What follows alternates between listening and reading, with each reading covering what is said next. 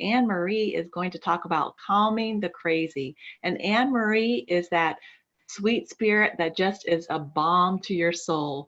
So I hope you just drink in and really open your hearts to receive what she has to share with all of us. Anne Marie, thank you. Thank you, Sharon. Today I'm going to talk about calming the crazy. Life has been crazy since this pandemic started. I can tell you that my life has been turned upside down, as I'm sure many of you have experienced. I want to acknowledge that I know that we have certainly gone through so many of the stages of grief over the last 5 weeks. We're grieving so many issues right now. We're working through our grief. Can you switch it to the next slide? So what does life feel like right now? We have lost the predictability of everyday life. So much has changed in our new normal, and it's no longer working for us. So we have to now kind of recreate what's going on for us. We're trying to deal with our primary grief, and then we are dealing with our COVID-19 and social distancing. This pandemic may have actually taken you back to all of the feelings that you had during your initial grief. It does have a triggering effect in so many of our emotions. So let's talk about that. When this first started, I was in total denial, as I'm sure many of you were. I thought this was in China, it was never going to get here, and we were all safe. My denial suddenly changed when I realized it came here, and all of the things that we had to do to kind of prepare for that. So what does your grief look like right now? I just want you to take a minute and think about where you are in that whole process. Anger, stress, sadness, loss of control over some of your emotions. Just there are so many issues about the losses that we're experiencing, and loss is grief. So let's talk about everyday life. Just as it had done before, when I lost my loved one, I started feeling all of these feelings. In a day, everything changed. Where we were going along, dealing with everything in China. And then on March 12th, it felt very similar to 9/11 for me. I can tell you where I was that day. I can tell you what I was feeling, and the panic that kind of came over me at that moment. Just knowing that I had to get everything in place. And I knew that I didn't have everything in place. I was feeling overwhelmed. I found that my new normal in my grief, it was all changed. And this time it was because of COVID-19. So I started doing some bargaining with myself. I thought, well, this is only 3 weeks. I can deal with 3 weeks. And then the not so perfect storm hit. I got really angry. I can tell you that social isolation is reaching its limits for me right now, as I'm sure it has for many of you. Logically, I get it. I have to stay safe. I have to keep my family safe. We have to be indoors to kind of flatten the curve, but I was not prepared for all of this. Anyone who knows me knows that I am constantly on the move. I am from New Jersey, so I am constantly moving and constantly doing things. I do not sit still very long. So being inside has really changed my life. I'm also a social worker. I work in a school, Butler Tech School of the Arts, when I'm not working for Companions on a Journey. Being away from my students has been so hard. My whole life has changed. Phone therapy was not something that I ever thought that I would do. So now I'm learning new technology at my age, trying to do Zoom meetings with kids, and it has been a big change. I thought I should move because my house just wasn't big enough. I have a 15-year-old and a 21-year-old and a husband, and we're all working in the same place. So it's been quite a challenge just from that perspective to try to find time and quiet. Obviously, moving was not a real option for me at this point. Uh, so I've gone through some of these stages already. I've gone through the denial. I've gone through the anger and the bargaining. I've hit sadness. I've come back to anger and then hit, I think I'm finally in acceptance, but it has certainly taken me a while to get there. Just trying to get through all this. So when we think about all of the things that have happened for us and all of the changes that we're experiencing, I have a list here. I just want you to take a minute just to breathe. Just take that deep breath. Just breathe in what we're going through now. We're doing some real good self-care right now. We are listening to people talk to us about what we're going through and acknowledging what we're going through. I'm going to take you through all of those things that we're going through right now. And I'm sure that your list may be longer than mine. But then I promise that at the end of all this, I'm going to get you to a place of hope. To a better place, a place where you feel like you really are able to handle all of this. So let's start with social distancing, isolation. We can't hold our loved ones or receive hugs and human contact. And that's difficult for us as human beings. We require that touch. We require that sense of being connected. And so now we're feeling isolated and more distant and maybe not getting the hugs that we need. We are cut off from the world. And so we kind of need to bring the world back to us. So the one thing that I would say to you right now is, while we have to social distance, don't stay in your house. Get some fresh air. Get out, even if it means going to your front yard and waving to your neighbors. Get that fresh air. Take your shoes off. Walk in the grass. It's grounding to be able to do some of that, to kind of connect back with the earth and the universe. I actually planted a garden early this year. First of all, because I had the time, but also because I found I really needed to have a sense of energy that I get from the universe. And so gardening and getting in the dirt and really working the ground has helped me to feel more grounded. It is hard for us right now, and we need to acknowledge the difficulties that we're going through. Connect with your families. If you can only connect with them with the phone or email or text, that's great. But if you can get on Zoom, if you can do Skype or FaceTime or whatever platform you can use to actually see them, it helps to be able to see the people that you love and to be there with them, and to just kind of process through what is going through.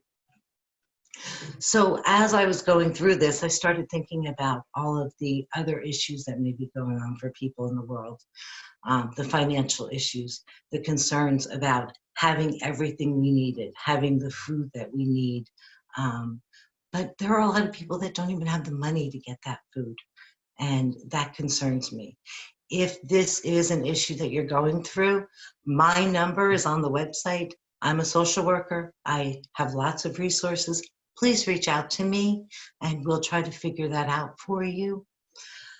The next thing that I want to talk about is some milestones that we're all missing. So for my students, the milestones that they have already missed is their prom. And that is something that is really hard for them. Proms, graduations. Some schools have put graduations into the summer, which is great, but some schools haven't done that. We don't even know if our kids are even going back to school at this point. Weddings and celebrations, those are all milestone events, and funerals. We have had to change our rituals. We've had to change how we do things. We've had to postpone our lives and kind of put them on hold. Those are all things that we are grieving through loss. Working from home has really changed me, certainly. I never thought I would do teletherapy. It has changed the way I operate. I had to find a new normal just in my work life, and being home with family all day. I know that my sleeping habits have changed. I'm staying up way too late. I'm not eating as well as I normally do. So many parts have changed for me in just the working from home and staying in the house and trying to navigate all of that. If you are a parent of a school-aged child, you know the challenge of homework. You know the challenge of online learning. Our kids aren't used to online learning, most of them. I give kudos to anyone who is homeschooling right now or has homeschooled in the past, because hopefully they've got it down. But we have to be so much to our kids right now while we are trying to deal with all of these other issues. We have to help our children socialize. Our children, we are all social creatures. So our children need socialization. They need creativity. They need mental stimulation, and they need to get their energy out. And now you have become the entertainers and the energy releasers in their world. Just one more thing for us to have to work through all of this. If you do have a child who is, if you have a child, you need to talk to them. You need to find out what they're feeling. I have a 15-year-old daughter, and she has allowed me to share her story. She was an honor student. She is a very social creature. And when this all happened, she didn't get out of bed. And I couldn't figure out, here I am, a therapist, right? And I can't get my kid out of bed to do what she needs to do. She was really worried about me, my husband, and her grandparents. And she was worried about the fact that they were not going to be safe. She was worried about what would happen if something happened to my husband and I. Where would she go? What would she do? And so we had to have a talk about what that felt like. That her grandparents were in fact safe, and what the precautions were that we were taking to keep them safe. And then what would happen if we both got ill, if we both died. I mean, that was such a concern for her. Losing my mom was very difficult for her. And so she wanted to know what to do if something happened to us. So we had to have that really hard talk. And it's just, it brings it all back. So we are so worried about our emotional health and the emotional health of our families. We worry about their needs. We're worrying about their physical health, their mental health, their emotional well-being. You are doing everything you can, I'm sure, to keep them safe. I'm sure you have the food in the house that you need. You're washing your hands. You are, using all of the precautions. But I think as nurturers, we have a hard time feeling like we've done enough. And so our anxiety may be heightened due to the pandemic. And then one of the things that I would ask is, are you taking care of you? Are you really doing some self-care for you? With all of this going on, everything is out of whack. Our routines are out of whack. Our lives have changed so much. So the sense of time off, being home, for some of us, that's great. And for other people, it may not be. It may be just too much time on their hands. I want you to do some self-care. And we will talk more about what self-care is going to look like. The anxieties and the depressions that we may be going through right now, concern and stress over our loved ones. This all brings up all of those feelings of our initial grief and how am I going to cope? How am I going to get through this? It kind of brings you all back there. It brings you to that stage of helplessness. You are not helpless to this. You can do what you need to do to take care of it. So the one thing that I wanted to talk about was the fact that we are all so concerned about this toilet paper. So I really tried to understand what was going on with this whole toilet paper frenzy. And one of the things that I, started doing some research, why are people just hoarding toilet paper? This just seems a little crazy to me. And I started thinking about what that means. So the bathroom is one of our basic needs. And so we start there. We start to, take care of our basic needs. We start to kind of control things that are within our controls. When we are anxious, we look to other people for social cues. And when everyone started buying up toilet paper, we felt like, oh my gosh, what am I missing? I need to get the toilet paper. I need to take care of all this. When the aisles were bare with the toilet papers, I'm not doing what I need to do. The contagion of hoarding kind of took over for us. It gives us a sense of safety. As crazy as it may seem, we can figure out different food items. We can substitute different food items, but we can substitute toilet paper, but who wants to? So in all of those things, we are experiencing the fact that our freedom has also been taken away from us. We can go to the grocery stores. We can maybe go to Home Depot and get some supplies to kind of keep our minds occupied and do some things around our home. And then we have to go back home.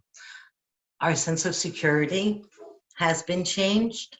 On so many levels, it's been shaken. And we are really trying to navigate that sense of safety, that sense of security, that we have it all taken care of. That combined with the grief of losing our loved ones really makes this so much more complicated. We can't companion to be with our loved ones. We can't go to the hospitals if they are ill. We can't go to their funerals the way that we used to. These rituals are always so important to us, and yet we can't do them. So we're going to go on to the next slide and talk about our additional grief losses. We are dealing with parasocial grief. Do you remember what you were feeling when Kobe Bryant and his daughter died? It's that feeling that even though I don't know them, I still feel that sense of loss and sadness for them. We are dealing with that combined with all of our other griefs that we're dealing with. In addition to that, we're dealing with anticipatory grief. We're wondering what happens next. We're trying to figure out what our life is going to look like when all of this is over. We're trying to figure out what life will look like. Life will never be the same, just as it wasn't after 9/11. We're probably not going to hold hands with each other or shake hands like we used to. Our anxieties about the future are really difficult right now. They say we will flatten the curve by May 1st, but with social distancing and so many venues being closed, we don't know what our lives are going to look like in terms of getting back to our new normals. There's a good chance that our schools are probably not going to be going back into session. And we are going to have to work through that with our children and continue this even after the world starts opening up again. We are grieving so many losses in this world, and I want you to take a moment to just breathe and realize that you are dealing with so much, that there is so much going on for us right now, and this is difficult. And acknowledge that, and acknowledge your fear and address it. We are going to look at locus of control and how maybe you can get some of that control back. So locus of control is a psychological concept that refers to how strongly people feel like they are in control of their situations and their experiences that affect them. People who base their successes on their own work and believe that they're in control have a sense of internal locus of control. People who attribute their successes or failures to outside influences feel an external locus of control. Now, obviously, in the pandemic, there are things that are out of our control, such as self-quarantining. But even in that, we still had some controls that we need to kind of embrace. Where and when and if we venture out and who we connect with is all within our controls at some point. We may not be able to immediately see our families, but we have the controls over being able to see them via other platforms. The areas that are in our controls are the things that are in our home, in the safe haven of our home. It's when you wake up, when you go to sleep, when you eat, what you eat, how you choose to handle your stress, how you choose to live each day, and doing your self-care and taking care of the loved ones around you. Those are some of the areas that you have control over, including not turning on the TV that day to listen to what's going on in the world or our country in terms of this pandemic. If it is overwhelming, then don't turn on that TV for the day. In the midst of the pandemic and life right now, we need to focus on what is in our control to help us feel more balanced. So what I'd like you to do is to take a minute and rate your sense of control. Whether you feel like all of the control is out of your control, all of your world is out of your control, or if it feels like it's starting to be more in your control. And let's just take a minute to rate that.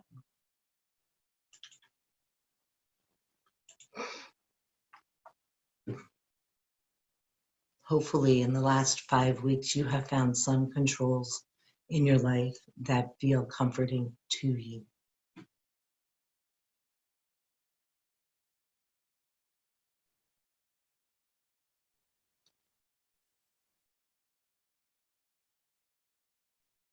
I hope that you are doing good things for you. I hope that within the days, these long days, or maybe not so long days, sometimes the day just seems to fly by, and sometimes the days feel like it's a whirlwind for me, or it's not at all a whirlwind. So I try to find the time and what's in my control. So we're about in the middle. Some people feel like their controls are, most people are feeling more like their controls are in their control, and then there's some who are still feeling like it's all out of control. So I'd like to read you a quote right now by David Kessler to talk about finding meaning. I love this quote. It speaks to my heart. In grief, there is pain, of course, but there is also love. Finding meaning doesn't take away our pain. It gives us a cushion. In addition to it, the meaning is not in the death. It is the meaning in knowing them, in honoring their life and remembering them. And I wanted to bring it back to our initial grief and talking about how this is, in fact, as Sharon talked about, a layer of our grief. Finding meaning in all of this is so hard. Understanding that while we are deeply affected on so many levels, our basic need of safety must be preserved. We have learned some things through the pandemic. We've learned that what's really important in our lives, when we get down to basics and minimizing, we find that maybe we're doing a little introspection. Maybe we are getting more in touch with our feelings.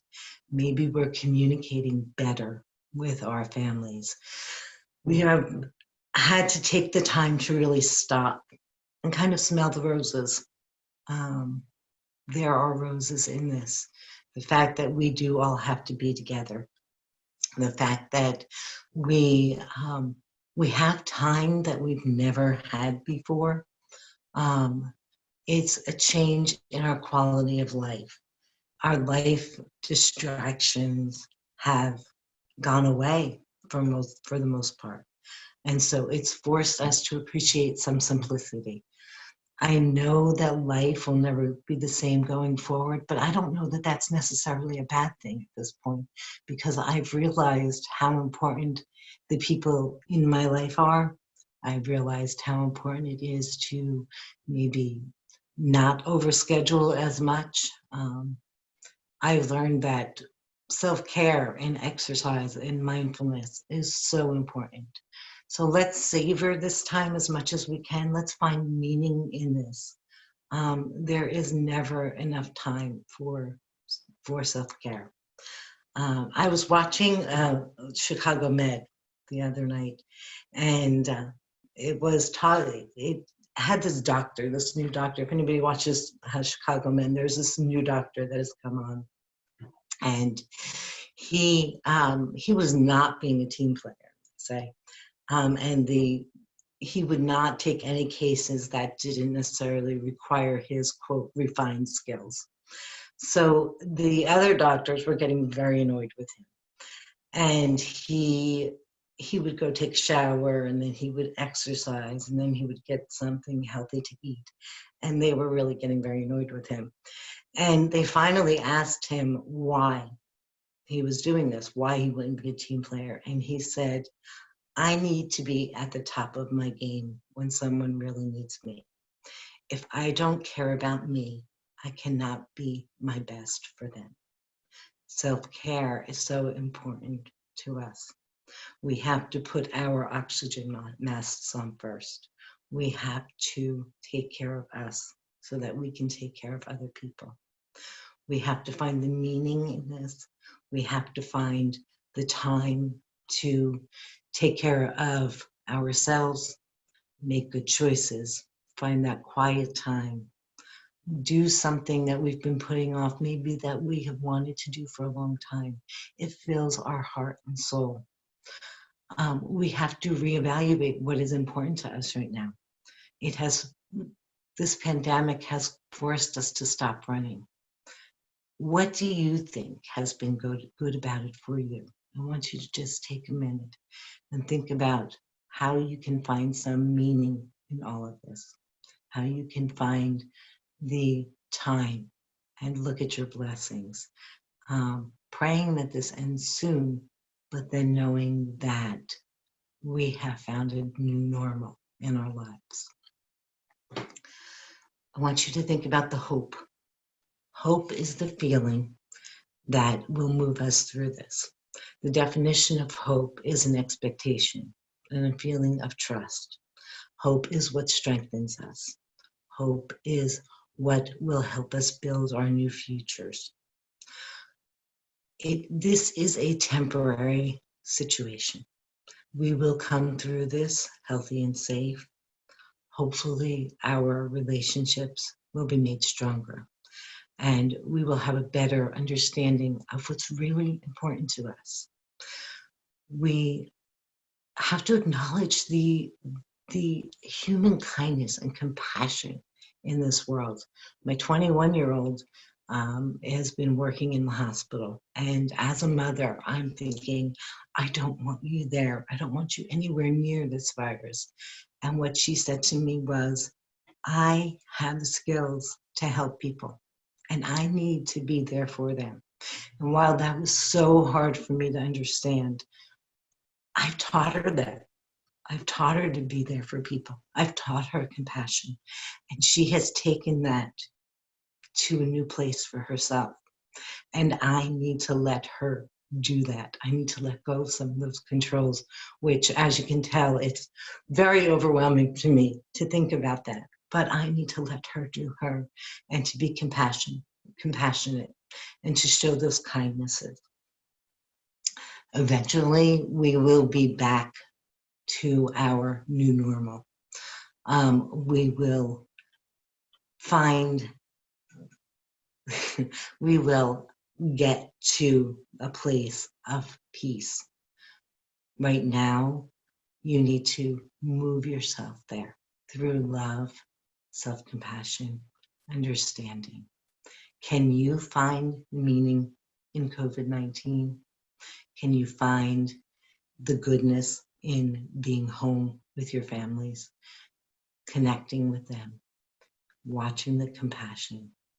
My hope for you is that you can find some personal meaning in all of this and find a place in your heart that maybe you didn't find before. Find that balance for your life and find peace. I thank you for your time and your love and your kindnesses. And may you all stay safe and happy.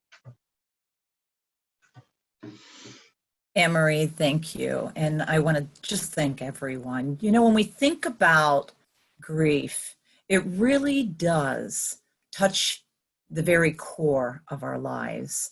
It's a soul journey, S-O-L-E, and an S-O-U-L journey.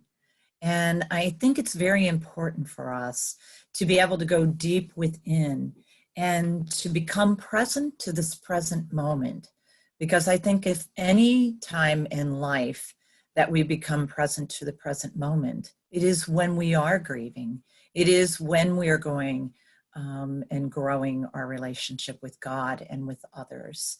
So when we can go deep within and become present to the present moment, I think of our lives as peace.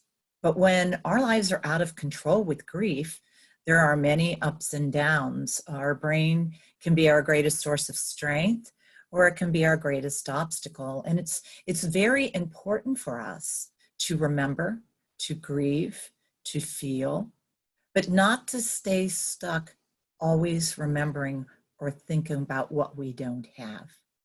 And it's also not thinking in the future of all the things we're not going to be able to do with our loved one. Rather, it's becoming present to this present moment. And when we can, it will allow our lives to have a little bit of control in a world that is kind of out of control right now. I suggest to people every day to get up and put your 2 feet on the floor, to take a deep breath in and exhale, to breathe in again and breathe in God's grace. And then go brush your teeth. You know, just doing that simple little step helps you to have a little bit of control. Then go make your bed. In making your bed, you will find that no matter what chaos or how your life might be turned upside down during the day, at the end of the day, you will be able to lie and put your head on a pillow with a bed that has been made for you. It brings you peace. It brings you comfort. It allows you to know that you had a little bit of control in your life. In closing today, one of the activities that I always do is holding your heart. And when we grieve, our hearts hurt and our souls hurt. And today, while we might not be able to have the arms of someone else or someone holding our hands on this journey, we do have the capability of holding our own hearts.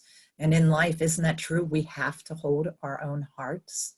So I invite you today to, right now, just put your 2 hands over your hearts. Now what I want you to do is to close your eyes. And I want you to take a deep breath in through your nose and exhale slowly through your mouth. Breathe in again. Exhale slowly. Now this time I want you to breathe in God's strength and exhale slowly.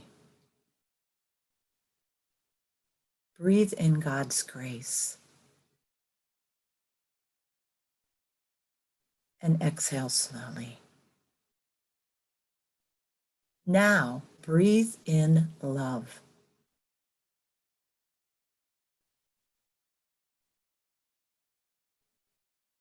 Exhale slowly.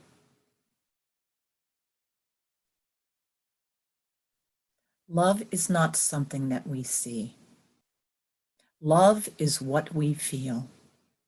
And when we allow ourselves to be present to this present moment, we can feel the love and the peace surrounding us. It's as though there's an invisible string of love, a love that connects us to those who are here with us still on this earth and those who are now in heaven. You can open your eyes. I was given this poem shortly after my husband died, and it means the world to me, and I'd like to share it with you today. It's called You Are Here, and it's written by Dick Johnson. I believe that part of God's perfect plan says that love like yours is never gone. I believe that He sends you as my special angel to guide me as my life goes on. So in my most joyous moments, you are standing by my side. My joy is your joy. My dreams, yours to share. My life, your great source of pride. I know I can't hug you now. I can't hold your hand or see that smile I love. But you are here. I feel it, sent by God from your new home in heaven above. When I miss my loved ones, when I miss my mom, when I miss my dad, I give myself a hug because half of me is my mom, half of me is my dad, and my love for my husband is deep within me and it will never leave me. So when you miss your loved ones the most, give yourself a hug and know that I am here for you and that we are here for you. At Companions on a Journey, we want you to know that we want to journey with you. So for more information, I invite you to join our website and visit our Facebook page. Let us know how you are embracing this day. And until we meet again, know that we are here for you. One last poll. If you're interested in joining one of our virtual topic nights or one of our support groups, please let us know and submit that answer right now. I'm going to put yes because I will join you. My prayers are with you until we meet again. God bless you, and thank you for making this day be an incredible day.